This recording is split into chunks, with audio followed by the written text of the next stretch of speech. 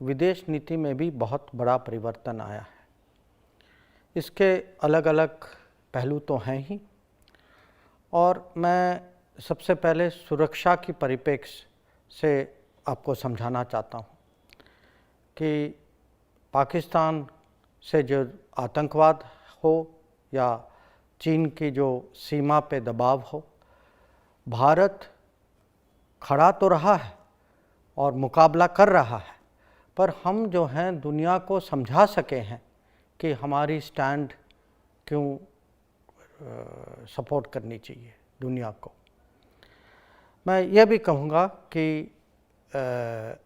हमारी जो क्षमता जो है सिक्योरिटी और डिफेंस के मामलों में,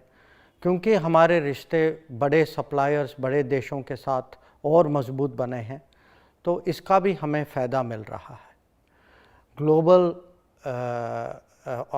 एजेंडा पर हमारे जो मुद्दे जो हैं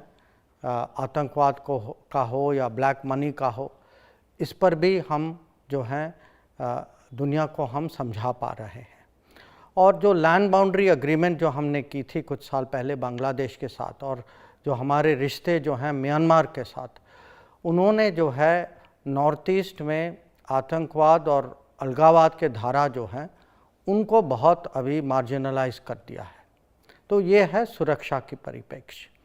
अगर आप देखें देश की प्रगति और उन्नति की दृष्टि से, और हम कहते हैं इंग्लिश में डिप्लोमेसी फॉर डेवलपमेंट, तो इसमें हम जो हैं सफल रहे हैं कि फॉरेन डायरेक्ट इन्वेस्टमेंट कैपिटल या टेक्नोलॉजी या बेस्ट प्रैक्टिसेस दुनिया से भारत की तरफ ज़्यादा मात्रा में आए, और हमारी जो ईज़ ऑफ डूइंग बिजनेस जो है इसकी मैसेजिंग ठीक तरह से हो दुनिया को। हमारे जो एक्सपोर्ट्स जो हैं वो तो इस पिछले साल रिकॉर्ड लेवल पे गए, $400 बिलियन से ज़्यादा। और इसको मैं आपको प्रोजेक्ट के उदाहरण में भी आपको समझा सकता हूँ कि बुलेट ट्रेन प्रोजेक्ट जो चल रहा है,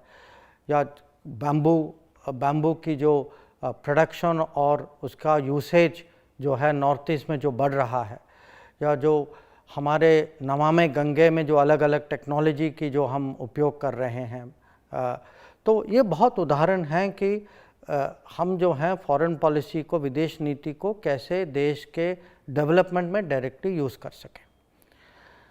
ये भी है कि देश की प्रतिष्ठा जो है पिछले 8 सालों में एक नए स्तर पर गई है, और ये राजनीतिक मुद्दों पर भी है या सांस्कृतिक उदाहरण भी हैं इसके। हमारे कुछ इनिशिएटिव्स हैं जैसे इंटरनेशनल सोलर अलायंस या coalition for disaster resilient infrastructure. अब 100 से ज़्यादा देश जो हैं हमारे सोलर अलायंस के इनिशिएटिव के साथ जुड़ चुके हैं। अगर आप संस्कृति की बात करें तो जिस तरफ से योग दिवस अब पूरे दुनिया में मनाया जाता है, ये तो किसी ने पहले 2014 के पहले सोचा भी नहीं था। और छोटी चीज़ें हों, बड़ी चीज़ें हों,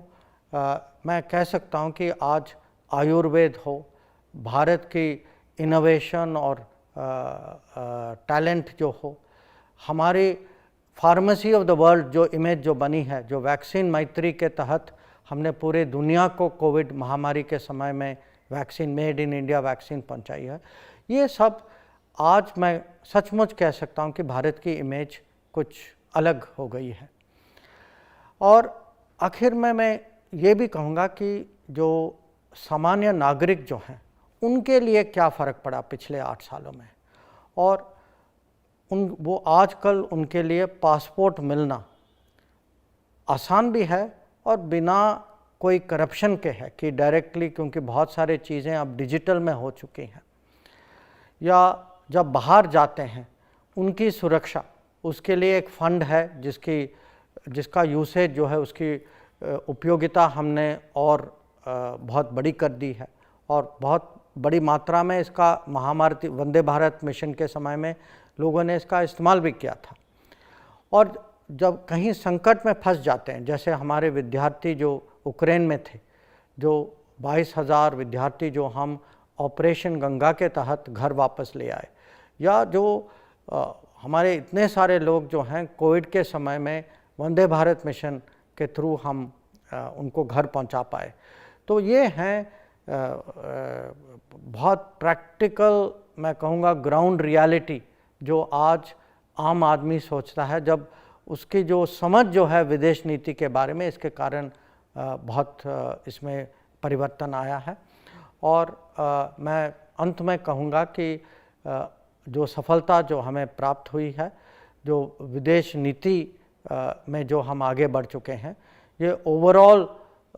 मोदी सरकार की उपलब्धियां का एक महत्वपूर्ण हिस्सा है और हम लोगों को बहुत गर्व है कि हमें इसके साथ जुड़ने का अवसर